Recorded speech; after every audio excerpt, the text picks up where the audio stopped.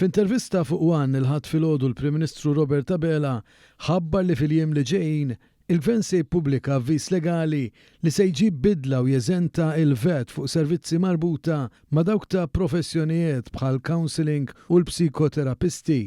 F'din l-intervista Dr. Abela spjega li f'pajjiżna hemm eżenzjoni ta' ħlas ta' VAT fuq kura medika u din issa se tkun qed tinkludi aktar professjonijiet. Is-servizzi ta' counselor u ta' psikoterapisti se jiġu eżenti kompletament mit-taxxa fuq il-valur miżjud u hemmhekk ukoll nemmen li hija bidla ma' forsi mhux massiva ma' bidla li tista' tgħin ukoll biex aktar persuni jkollhom aċċessibilità għal dawn is-servizzi naturalment bi prezz li jkun dejjem wieħed aktar affordabbli.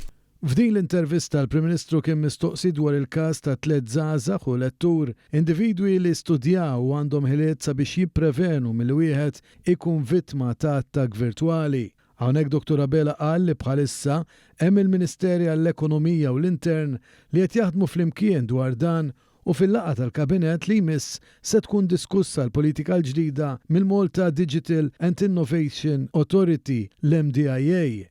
Jekk dan ikun approvat, wara se jmur għal konsultazzjoni pubblika. Tgħid li tista' tkun gvern imnebbaħ mis-sewwa u jkollok realtà ġenwina bħal din li tħalli 3 żgħażagħ u lettur jiġu kundannati.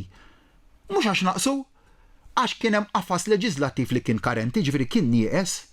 Hemmhekk fejn jidħol il-funzjoni u l-obbligu tal-Istat li ma jistax ikun fuq 3 żgħażagħ u fuq lettur jerfgħu salib illi mhuwiex xogħolhom illi jerfgħuh